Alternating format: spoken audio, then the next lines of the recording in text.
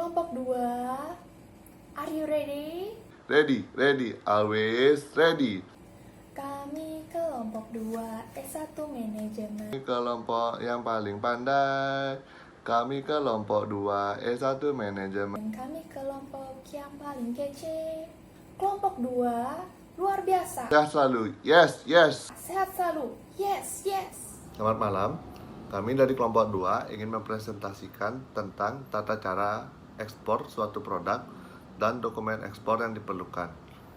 Sebelumnya, kami ingin memperkenalkan diri terlebih dahulu. Saya Iputu Kevin Surya Agung Putra, NPM 020. Selamat malam, perkenalkan nama saya Maida Pratiwi Suryanata, NPM belakang 001. Baik, saya akan memulai presentasinya.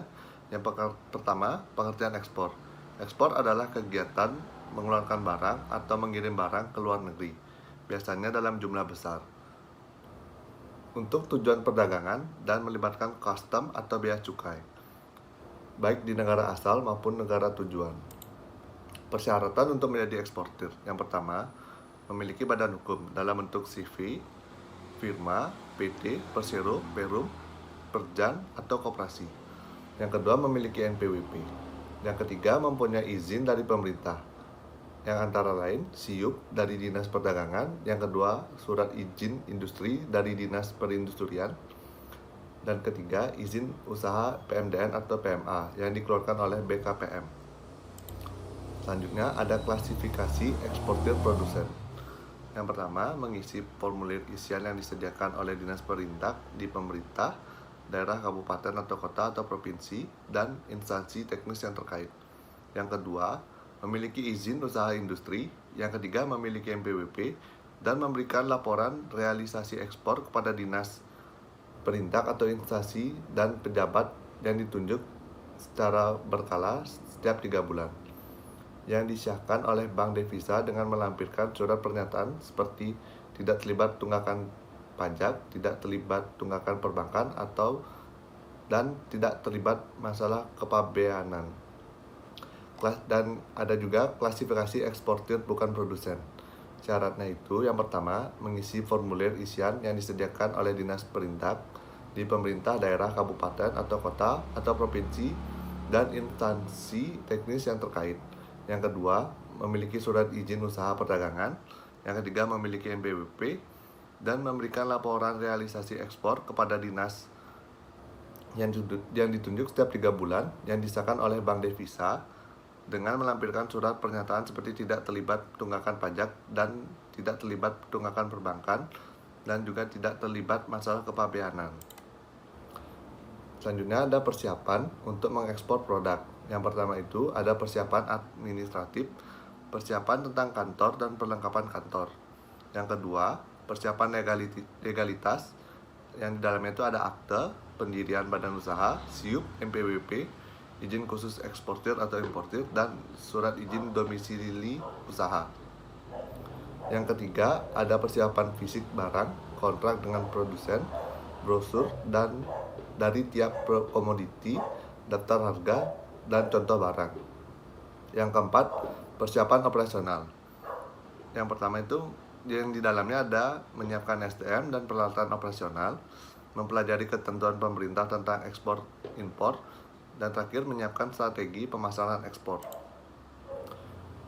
Prosedur yang ada di dalam untuk mengekspor suatu produk itu, yang pertama ada mencari tahu terlebih dahulu apakah barang yang akan diekspor tersebut termasuk barang yang dilarang untuk diekspor, diperbolehkan untuk diekspor tetapi dengan pembatasan, atau barang yang bebas diekspor menurut undang-undang dan peraturan di Indonesia. Yang kedua, memastikan juga apakah barang tersebut diperbolehkan untuk masuk ke negara tujuan yang diekspor. Yang ketiga, eksportir dan importir mengadakan korespondensi atau negosiasi apabila terjadi kesepakatan dibuat kontrak dagang atau sales contract. Yang keempat, ada importir mengajukan permohonan pembukaan LC kepada opening bank di luar negeri. Yang kelima, opening bank meneruskan LC kepada eksportir melalui koresponden bank atau receiving bank di Indonesia. Yang keenam, koresponden atau receiving bank meneruskan memberitahukan LC kepada eksportir. Yang ketujuh, eksportir melakukan produksi dan penyiapan barang ekspor, membaca LC, membuat shipping instruction, membuat dokumen, packing list ekspor dan invoice, dan mempersiapkan dokumen PEB dengan EDI. Yang ke-8, eksportir menghubungi maskapai pelayaran atau penerbangan untuk pelaksanaan pengiriman barang. Saya akan melanjutkan presentasi dari rekan saya Kevin mengenai prosedur mengekspor suatu barang atau produk. Yang ke-9, tahapannya yaitu begitu ada kepastian jadwal pengapalan, eksportir mendaftarkan pemberitahuan ekspor barang atau PEB di bea cukai di pelabuhan muat atau port of loading. Tahapan yang ke-10 yaitu kegiatan pemuatan barang ke kapal. Apabila diwajibkan oleh importir barang ekspor harus disertai SKA, maka eksportir mengurus dokumen surat keterangan asal atau SKA atau Certificate of Origin pada instansi penerbit SKA. Tahapan yang ke-11 yaitu eksportir melakukan negosiasi LC kepada koresponden atau receiving bank dengan membawa BL negotiable, PEB yang di fiat muat, bea dan cukai serta dokumen-dokumen lain yang disyaratkan dalam LC. Tahapan yang ke-12 yaitu koresponden atau receiving bank mengirim dokumen-dokumen tersebut pada butir 8 dan melakukan penagihan LC kepada opening bank di luar negeri. Dalam proses kePB-an sendiri terdiri dari 6 tahap. Yang pertama yaitu menginput data PEB menggunakan jaringan EDI. Yang kedua, dokumen yang harus dipersiapkan untuk pembuatan PEB dengan EDI berupa invoice, packing list, SIUP, NPWP, MOU antara eksportir dengan bea cukai. Dan tahapan yang ketiga, respon yang diberikan. Jika jalur hijau, lalu terbit PE, jika jalur merah.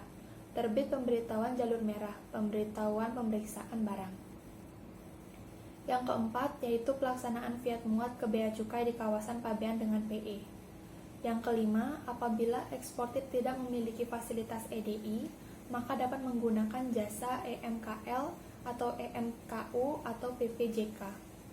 Yang keenam yaitu jasa EMKL atau EMKU atau PPJK memiliki tugas untuk mengangkut barang atau kontainer dan proses custom clearance. PEB sendiri berisi data ekspor yaitu berupa data eksportir, data penerima barang, data customs broker, sarana pengangkut yang akan mengangkut, negara tujuan, detail barang seperti jumlah dan jenis barang, dokumen yang menyertai, dan nomor kontainer yang dipakai. Selanjutnya ada penyelesaian dokumen setelah kargo on board, yang terbagi menjadi 5 tahap. Yang pertama yaitu mengambil BL asli dari carrier atau pengangkut.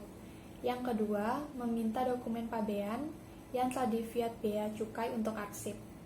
Yang ketiga, mengasuransikan kargo. Yang keempat, menyiapkan dokumen serta keterangan asal barang atau SKA atau COO di Deperindak, di mana syaratnya menyerahkan fotokopi PEB atau PE, kopi BL khusus perdagangan, packing list, invoice, surat permohonan SKA, pernyataan komposisi bahan baku yang digunakan produksi. Yang kelima yaitu menyiapkan vessel ekspor atau draft atau bill of exchange.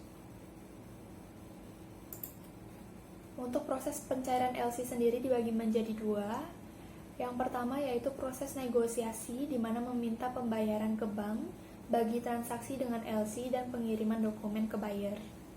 Yang kedua yaitu dokumen yang diserahkan kepada bank untuk proses negosiasi berupa LC asli atau kopi, BL asli, invoice dan packing list asli, COO atau SKA, bill of exchange dan dokumen lain yang ditentukan dalam LC.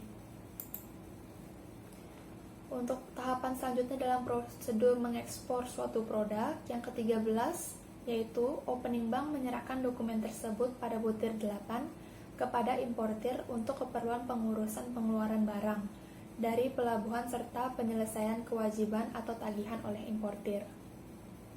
Tahapan yang keempat yaitu importir melaksanakan pengeluaran barang dari pelabuhan. Berikut adalah prosedur umum ekspor secara bagan. Selanjutnya kami akan membahas mengenai cara perhitungan pajak ekspor. di mana barang ekspor yang dikenakan tarif ada dua. Yang pertama yaitu ad valorem atau persentase, di mana pajak ekspor sama dengan tarif pajak ekspor dikalikan dengan harga patokan ekspor dikalikan dengan jumlah satuan barang dikalikan dengan kurs.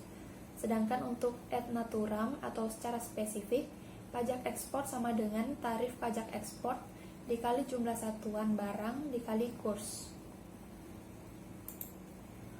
Selanjutnya ada prosedur kepabean untuk proses ekspor barang. Yang pertama yaitu barang yang akan diekspor wajib diberitahukan terlebih dahulu ke kantor kepabean dengan mengisi dokumen pemberitahuan ekspor barang atau PEB. Selanjutnya, di tahap kedua pendaftaran PEB disertai dengan nomor induk perusahaan atau NIPER dan dilengkapi dengan dokumen pelengkap PEB yang disampaikan paling cepat 7 hari sebelum tanggal perkiraan ekspor dan paling lambat sebelum barang ekspor masuk kawasan pabean. Dokumen pelengkap pabean sendiri terdiri dari invoice dan packing list, bukti bayar PNBP atau pendapatan negara bukan pajak, bukti bayar bea keluar dalam hal barang ekspor dikenai bea keluar, dan yang terakhir dokumen dari instansi teknis terkait dalam hal barang ekspor terkena ketentuan larangan dan atau pembatasan. Selanjutnya penyampaian dengan sistem PDE oleh eksportir atau PPJK pada kantor pabean yang dibagi menjadi 3. Yang pertama yaitu tahapan pelunasan pajak ekspor jika barang ekspor tersebut dikenai pajak ekspor. Penyampaian PEB ini dapat dilakukan oleh eksportir atau dikuasakan kepada PPJK. Selanjutnya, pemeriksaan fisik barang ekspor dan penelitian dokumen. Dan tahapan yang terakhir yaitu persetujuan dan pemuatan barang ekspor ke sarana pengangkut. Untuk dokumen yang diperlukan dalam kegiatan ekspor, terdiri dari letter of credit, packing list, invoice, shipping instruction, bill of lading, certificate of origin, pemberitahuan ekspor barang atau PEB, persetujuan ekspor atau PE, laporan pemeriksaan bea cukai, dan yang terakhir wesel atau draft bill of exchange. Untuk dokumen yang diperiksa ada 2 jenis, yaitu secara fisik jumlahnya sama atau tidak, dan dari substansinya, isinya ada atau tidak. Baik, sekian presentasi dari kelompok 2. Jika ada pertanyaan silahkan untuk bertanya. Terima kasih atas waktunya.